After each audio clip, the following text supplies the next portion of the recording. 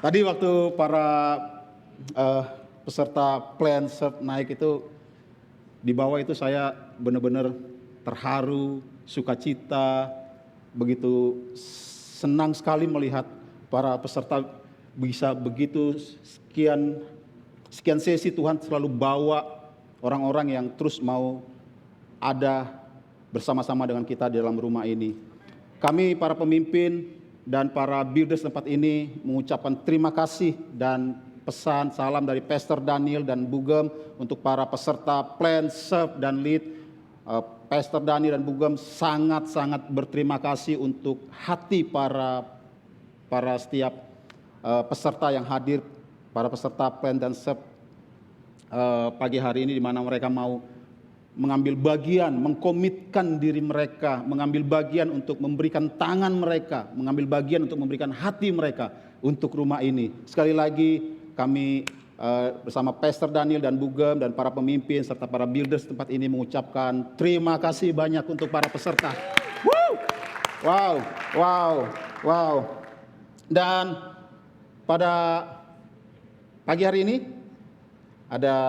saya masih diberikan kesempatan untuk memberikan perenungan firman Tuhan apa yang saya terima. Dan sebelum kita masuk dalam sesi perenungan firman Tuhan, sebagai orang Kristen mari kita bersatu dalam doa. Bapa, kami bersyukur dan kami berdoa hanya dalam nama Tuhan Yesus Kristus untuk kebaikan-Mu, kemurahan-Mu untuk rumah ini, di mana setiap hari Engkau selalu menyertai, Engkau memperlengkapi, Engkau melingkupi setiap kami Tuhan. Dan pada pagi hari ini Tuhan, kami mau datang, kami mau duduk diam, kami mau mendengarkan apa yang menjadi isi hati-Mu ya Tuhan. Lewat perenungan firman Tuhan yang kami dengar ya Tuhan. Dan biar setiap benih firman Tuhan yang dilepaskan pada pagi hari ini boleh tinggal, diam, tetap, dan bertumbuh, menghasilkan buah. Dan buah itu bisa dinikmati oleh orang-orang yang ada di sekitar. Sembunyikan hamba-Mu yang terbatas ini ya Tuhan, dalam kelemahan hamba, dalam ketidaksempurnaan hamba, sembunyikan hamba di balik karya salib-Mu. Biarlah Engkau yang dinyatakan di tempat ini, firman-Mu yang dinyatakan di tempat ini, bukan berdasarkan apa yang menjadi isi hati hamba, tapi apa yang menjadi isi hati-Mu ya Tuhan Yesus Kristus. Terima kasih Roh Kudus, hanya di dalam nama Tuhan Yesus Kristus. Haleluya. Amin. Apa kabar jemaat yang dikasihi Tuhan? Masih masuk di dalam bulan Agustus. Minggu lalu Pastor Daniel telah membuka musim yang baru, yaitu dengan tema berjalan bersama dengan Roh Kudus. Kemarin ada 3 poin yang disampaikan oleh Pastor Daniel. Yang pertama ada Roh Kudus hadir memimpin hidup kita. Saya coba mengulang ya. Roh Kudus hadir mendewasakan kita. Roh Kudus hadir menumbuhkan buah roh di dalam hidup kita. Yang setuju dan siapa yang diberkati oleh kebenaran firman Tuhan kemarin? Secara pribadi saya sangat diberkati. Saya yakin dan percaya bahwa setiap hari kita datang beribadah, setiap hari kita datang duduk mendengarkan apa yang menjadi pesan firman Tuhan. Saya melihat di tempat ini kita bukan lagi butuh para pengkhotbah yang luar biasa. Kita bukan lagi butuh para pembicara yang punya skill luar biasa. Tapi di tempat ini saya melihat kita butuh Roh Kudus, di mana kita menjadi pelaku firman itu. Amin.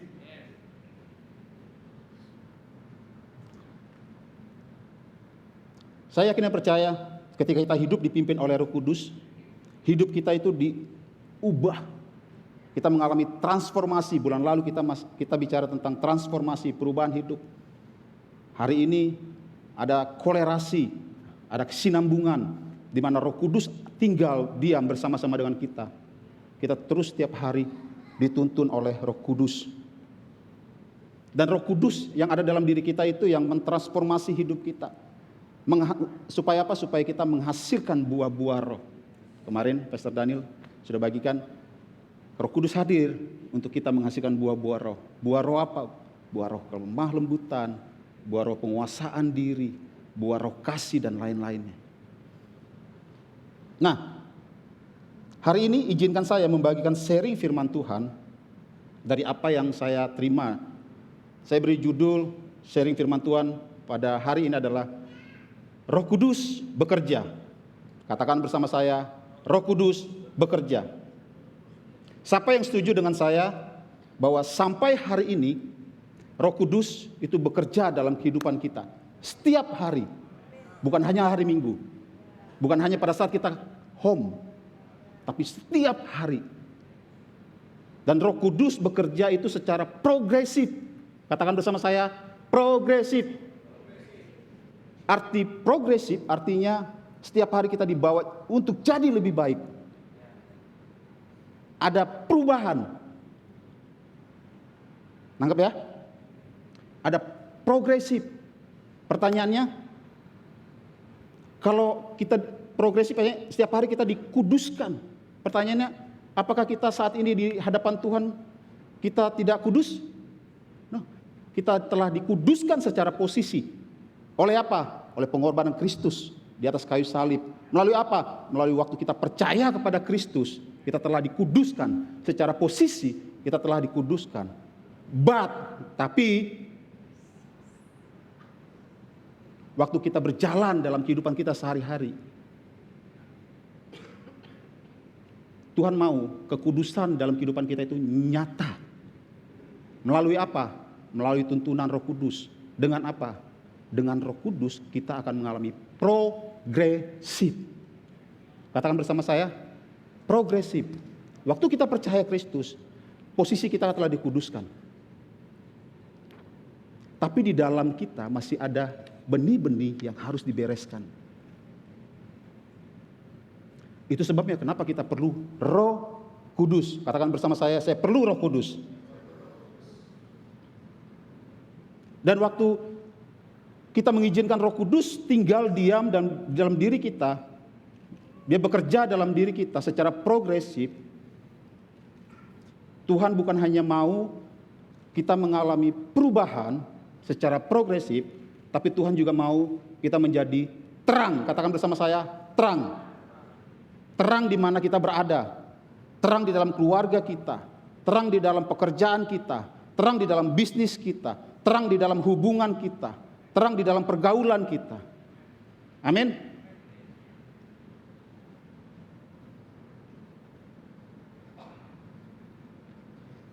Saya kasih contoh bicara tentang progresif. Kemarin saya sharing firman Tuhan dilepaskan setiap minggu itu bukan sebuah firman Tuhan yang kebetulan yang kita dengar. Yang setuju dengan saya bisa katakan amin. Tapi itu firman Tuhan yang benar-benar sesuatu yang Tuhan berikan untuk setiap pribadi lepas pribadi di tempat ini. Satu kali saya kemarin mendengar firman Tuhan disampaikan oleh Pastor Daniel. Dan firman Tuhan itu benar-benar hidup.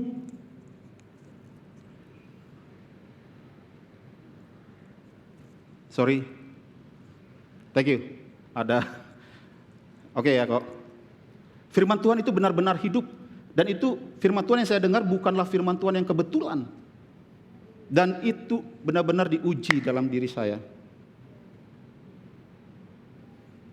Saya pikir waktu saya percaya Kristus, firman hidup saya benar-benar udah kudus gitu ya. Semua udah beres, masa lalu saya udah beres. Tapi ternyata ada sesuatu yang setiap hari Tuhan tuh mau pulihkan. Satu kali saya sedang isi bensin. Saya masuk cerita, ini apa yang saya alami. Saya isi bensin dan saya ngantri di belakang. Waktu saya ngantri di belakang, tiba-tiba ada satu petugas SPBU mengarahkan tangan dia, kasih kode untuk pindah ke keran sebelahnya, karena keran sebelahnya kosong. Karena saya lihat dengan otomatis saya pindah ke situ.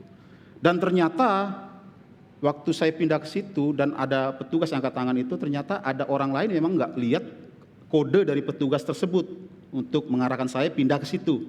Waktu saya pindah ke situ, saya ngantri, tiba-tiba seseorang itu menghampiri saya dan dia marah. Waktu dia marah, saya buka kaca, dia ngomel sengomel-ngomelnya. Saya kaget dong. Saya kaget awalnya biasa aja, tapi waktu dia bilang, saya tempelin kamu, saya tampar kamu. Tiba-tiba manusia lama saya bangkit.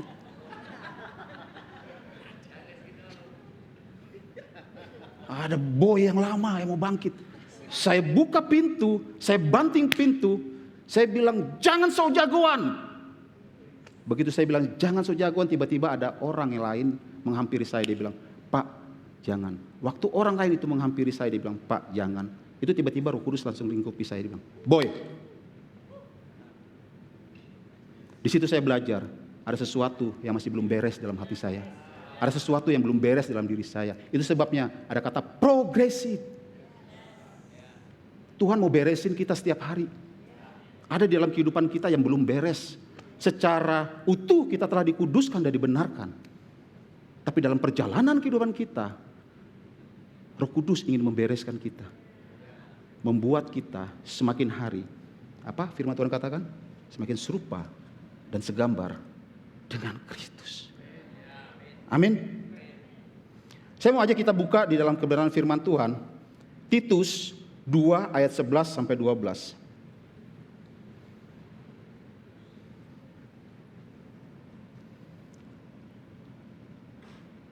Saya bacakan. Karena kasih karunia Allah yang menyelamatkan semua manusia sudah nyata. Ayat 12 kita boleh baca sama-sama ya. Dalam hitungan ketiga. 1, 2, 3.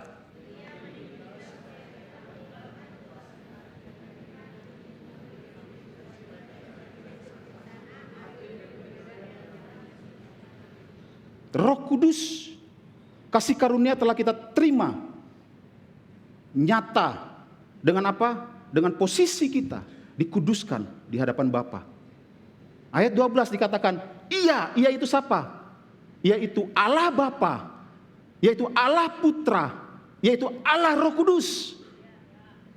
Dialah Allah Roh Kudus yang mendidik kita. Supaya apa? Supaya kita meninggalkan kefasikan.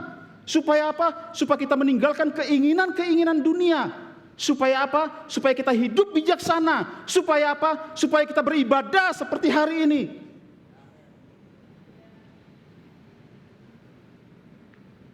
Roh Kudus yang ada dalam diri kita mendidik kita setiap hari. Bukan hanya hari Minggu. Bukan hanya pada saat aku percaya Yesus sebagai Tuhan dan Juru Selamat dan kita telah dikuduskan. Selesai. No. Tapi setiap hari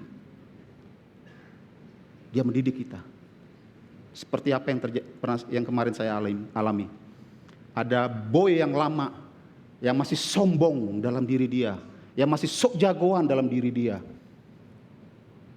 Itu yang mau Tuhan beresin. Saya yakin dan percaya di antara kita pada pagi hari ini, kita semua merasakan mungkin ada sesuatu yang Tuhan beresin dalam diri kita. Saya mau ajak kita, ikuti apa kata Roh Kudus. Ikuti apa yang Roh Kudus mau dalam hidup kita. Roh Kudus mendidik supaya kita meninggalkan kefasikan. Roh Kudus yang ada di diri kita mendidik kita supaya kita tahu mana yang menjadi kehendak Bapa dan mana yang bukan menjadi kehendak Bapa. Waktu kita menjalani kehidupan kita setiap hari, kita diajarkan mana yang baik dan mana yang benar di hadapan Bapa. Roh Kudus yang ada dalam diri kita mengajarkan kita supaya kita hidup bijaksana. Bijaksana dalam apa? Bijaksana dalam berpikir. Bijaksana dalam apa? Bijaksana dalam mengambil keputusan. Bijaksana dalam apa? Bijaksana dalam bertindak. Bijaksana dalam apa? Bijaksana dalam berkata-kata. Dulu mungkin kita sebagai pribadi yang pemarah, emosional, mungkin menjadi pribadi yang tipis seperti tisu, begitu udah gampang meledak-meledak. Tapi ketika ada Roh Kudus dalam diri kita, kita dididik menjadi pribadi yang mudah mengampuni, mudah menerima orang apa adanya.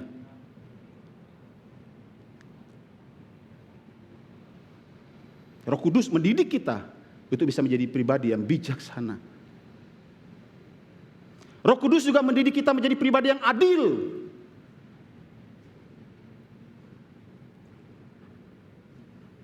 Adil apa? Dulu kita menjadi pribadi yang hanya melihat kepada diri kita sendiri.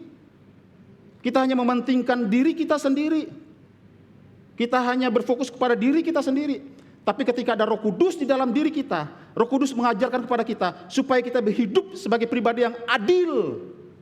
Hidup kita harus balance, hidup kita harus seimbang. Seimbang apa? Kita bukan hanya memikirkan diri kita sendiri, kita mulai diajarkan untuk adil kepada orang lain, memikirkan orang lain, peduli kepada orang lain, mengasihi orang lain.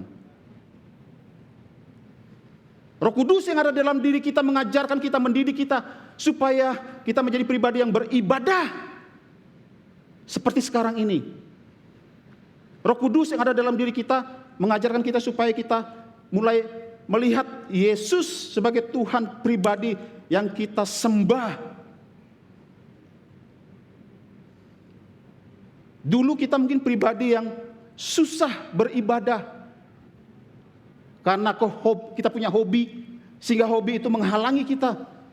Karena pekerjaan, karena promosi, karena bisnis, karena keluarga. Tetapi karena ada Roh Kudus di dalam diri kita,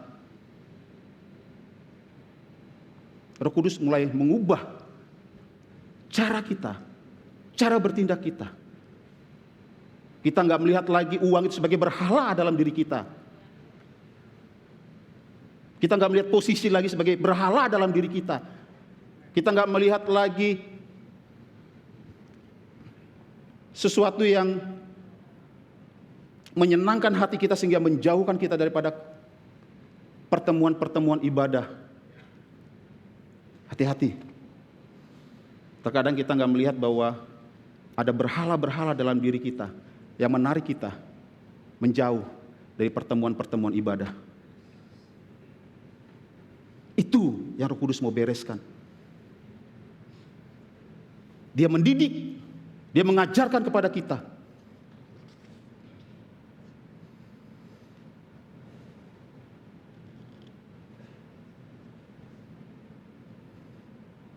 Hari ini saya mau katakan, Roh Kudus itu bisa bekerja secara maksimal dalam kehidupan kita. Diperlukan keterlibatan kita. Katakan bersama saya, keterlibatan saya. Maukah saudara dan saya menjadi pribadi yang terlibat bersama-sama dengan Roh Kudus, bekerja, yang terus mendidik kita, mendewasakan kita, mentransformasi hidup kita? Maukah?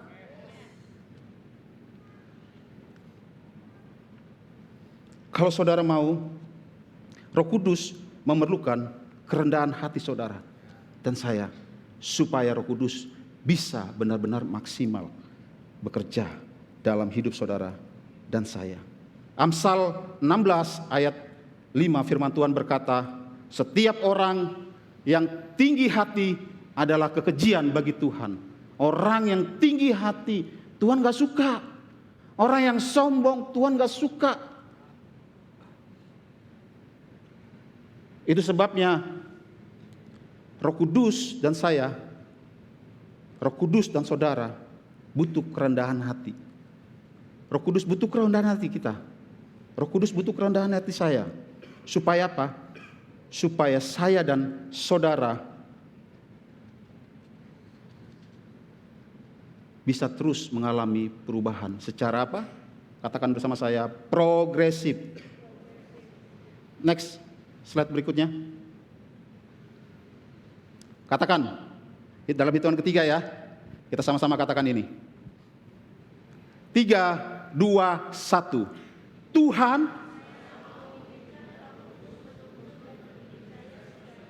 hari ini kita semua telah berjanji di hadapan Tuhan. Kita telah berjanji di hadapan Allah. Roh Kudus,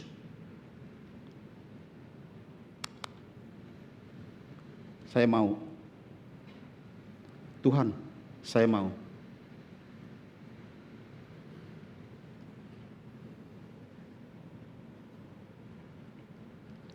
Roh Kudus mendidik kita dalam pertemuan-pertemuan ibadah. Jangan menjauhkan diri kita dari pertemuan-pertemuan ibadah. Di dalam rumah ini, selain ibadah hari Minggu seperti biasa ini, seperti saat ini, ada pertemuan-pertemuan ibadah lainnya. Seperti home, seperti corporate prayer. Jangan pernah menjauhkan diri kita. Saya coba masuk kepada home, sedikit sisipkan. Dan kayaknya setelah ini Pastor Andri akan traktir saya kopi. Karena ini berhubungan dengan home.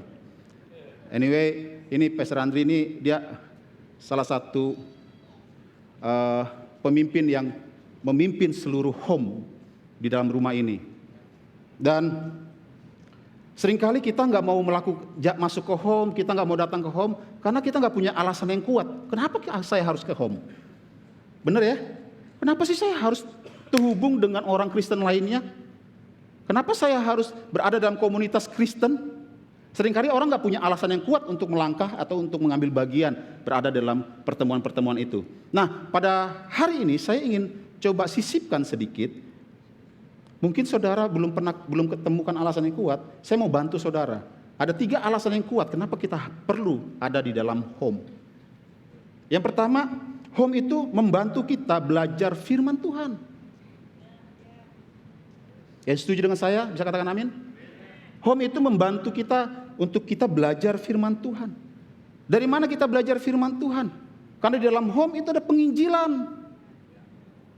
Penginjilan seperti apa? Waktu orang bersaksi, itu penginjilan. Waktu orang sharing tentang kehidupannya, di mana dia mengalami breakthrough, mengalami terobosan, di mana dia mengalami pemulihan. Waktu Tuhan tolong dia, itu penginjilan itu. Kita belajar tentang firman Tuhan. Di dalam home kita bisa sharing 2 arah. Kalau di sini kita bisa 1 arah, saya ngomong apa aja kalian saudara bisa terima. Tapi kalau di home kita bisa belajar, kayaknya saya ketemu ini loh. Kita saling dipertajam, kita saling dikuatkan, kita saling diteguhkan. Itu alasan kuat pertama. Kalau saudara belum punya alasan kuat untuk datang ke home, minimal saudara punya alasan kuat. Saya mau belajar firman Tuhan lebih lagi. Saya nggak mau belajar firman Tuhan hanya hari Minggu.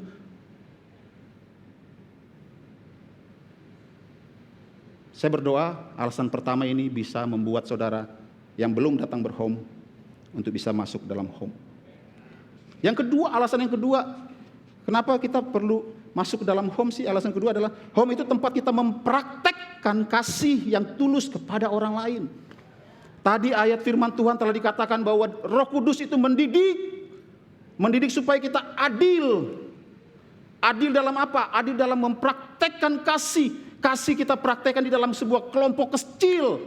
Kita nggak perlu berpikir aku mempraktekkan kasih di dunia, di bangsa-bangsa. Dimulai aja dulu dari kelompok kecil, home.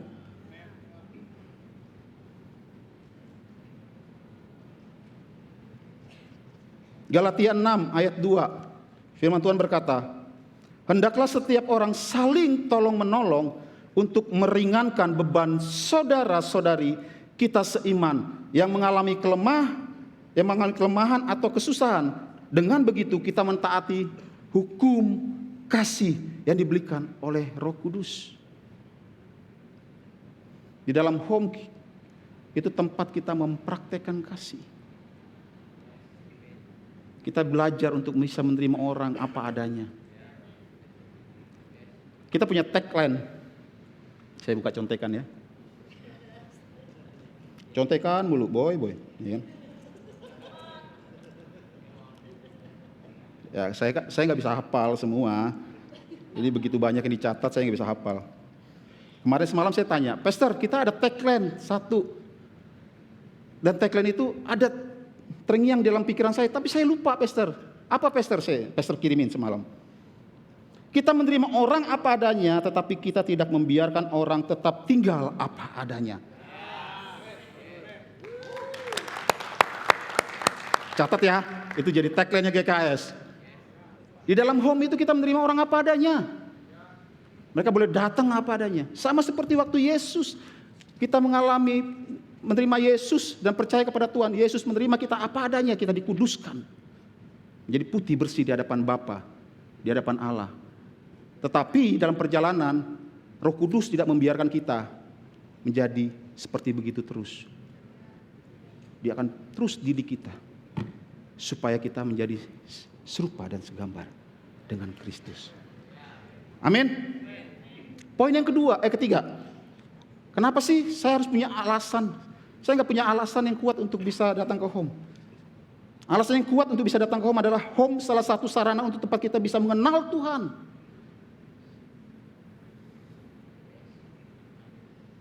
Kita bisa mengenal Tuhan melalui apa? Melalui testimoni orang lain, kesaksian orang lain. Waktu orang lain bisa bilang, gila ya Tuhan, tolong saya waktu saya mengalami kesusahan. Tuhan sembuhkan saya waktu saya sakit. Tuhan pulihkan ekonomi saya waktu saya jatuh di dalam bisnis saya.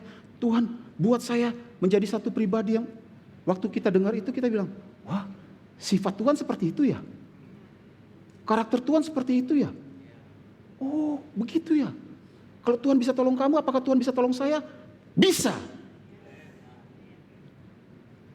Amin. Hari ini saya berdoa untuk setiap jemaat yang belum menemukan alasan yang kuat untuk saya tertanam dalam home. Saya berdoa 3 alasan ini yang mendorong Anda untuk bisa mau masuk dalam home, tertanam dalam home. Terima kasih Pastor Andri untuk kopinya ya. Nah, saya bercanda, jangan dianggap serius loh. Saudara agak tegang soalnya. Nah, sebagai poin penutup yang mau saya sharingkan pada pagi hari ini, kita buka di dalam Kisah Para Rasul 1 ayat 4 sampai 8. Kisah Para Rasul 1 ayat 4 sampai 8. Pada suatu hari ketika ia makan bersama-sama dengan mereka, ia melarang mereka meninggalkan Yerusalem dan menyuruh mereka tinggal di situ, menantikan janji Bapa yang demikian katanya, telah kamu dengar daripadaku, sebab Yohanes membaptis dengan air, tetapi tidak lama lagi kamu akan dibaptis oleh Roh Kudus. Maka bertanyalah mereka yang berkumpul di situ, Tuhan, maukah Engkau pada masa ini memulihkan kerajaan bagi Israel? Ayat 8, poin yang mau saya sharingkan. Tetapi kamu akan menerima kuasa kalau Roh Kudus turun atas kamu, dan kamu akan menjadi saksiku di Yerusalem, di seluruh Yudea dan Samaria, dan sampai ke ujung bumi. Amin. Menerima kuasa dan menjadi saksi. Katakan bersama saya, menerima kuasa dan menjadi saksi.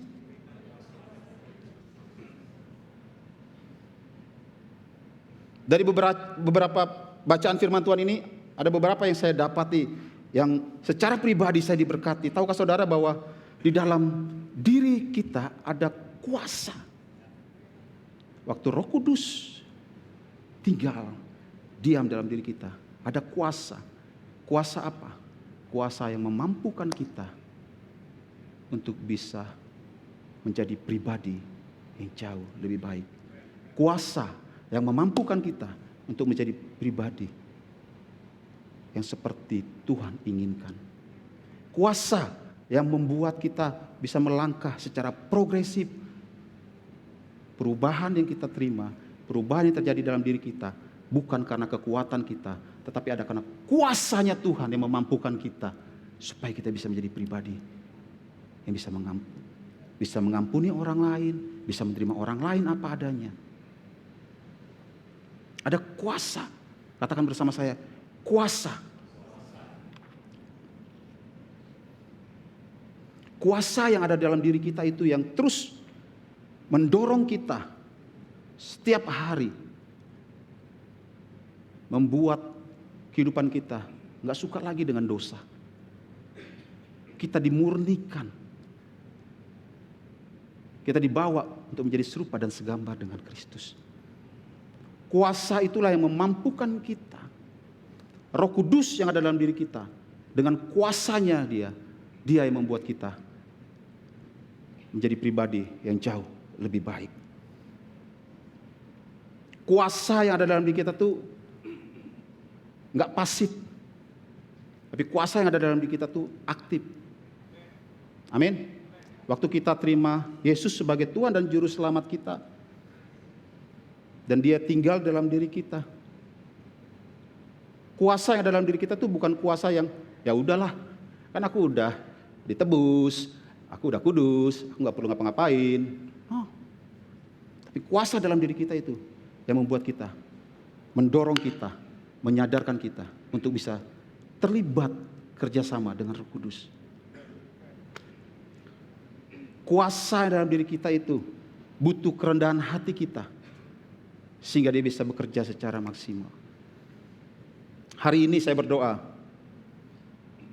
ada kuasa dalam diri kita yang semakin hari kita dibawa semakin menjadi pribadi yang lebih baik dalam kehidupan kita.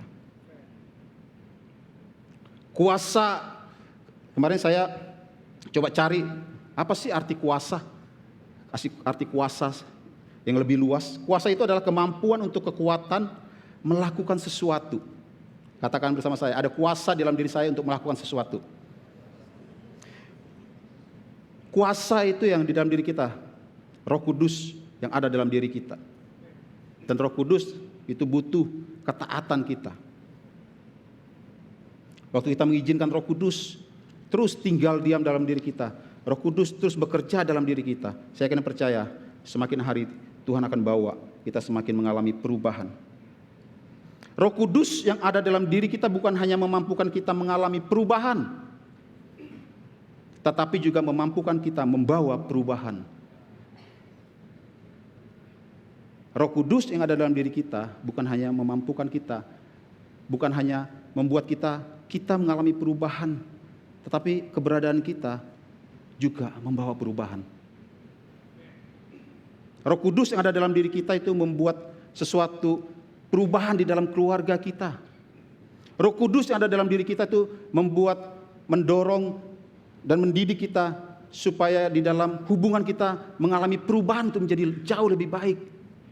Roh Kudus yang ada dalam diri kita itu membuat kita mengalami perubahan dalam pekerjaan kita. Dulu kita malas-malasan, tetapi karena ada Roh Kudus kita menjadi pribadi yang aktif. Kita nggak jadi pasif. Roh Kudus yang ada dalam diri kita itu yang membuat kita menjadi pribadi yang kreatif. Ada banyak ide-ide yang muncul dalam kehidupan kita, dalam pikiran-pikiran kita. Roh Kudus yang ada dalam diri kita membuat kita dan mendorong kita untuk mengalami perubahan.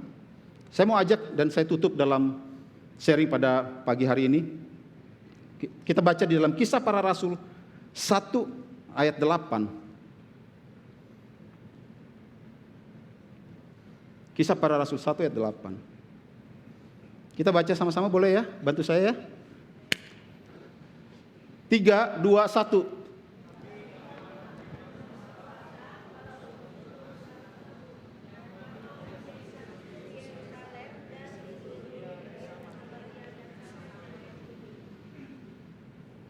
Amin. Waktu Roh Kudus tinggal dalam diri kita akan menerima kuasa. Kuasa untuk apa? Kuasa untuk menjadi saksinya.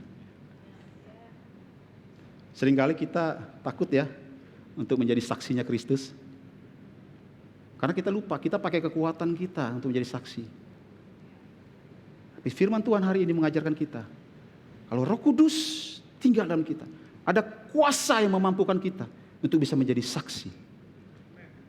Saksinya Kristus, bukan lagi pakai kekuatan kita sendiri, tapi karena ada dorongan dari kuasa Tuhan yang memampukan kita untuk bisa menjadi saksinya Kristus.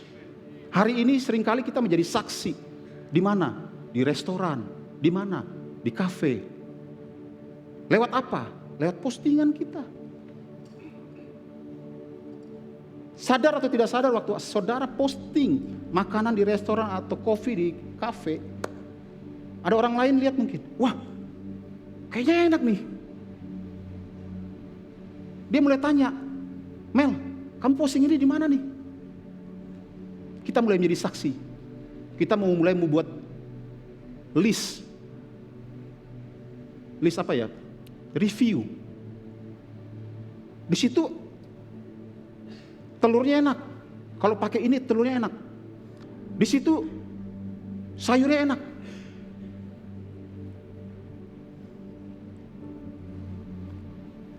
Kita telah menjadi saksi di restoran, di kafe.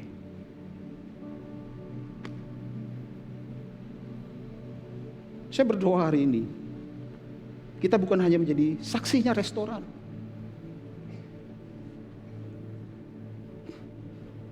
Saya berdoa hari ini, kita bukan hanya menjadi saksinya kafe. Maukah setiap kita menjadi saksinya Kristus?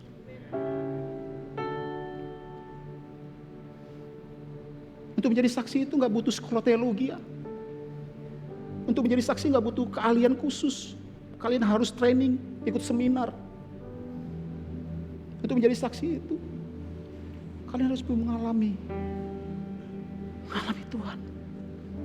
Waktu kalian mengalami Tuhan, maukah saudara jadi saksinya? Menceritakan kebaikan Tuhan. Berapa banyak dari saudara dan saya menerima kebaikan Tuhan kalau sampai hari ini? Enggak terhitung, enggak terhingga. Tapi sudah berapa banyak kita menjadi saksi dari kebaikan yang Tuhan berikan dalam kehidupan kita.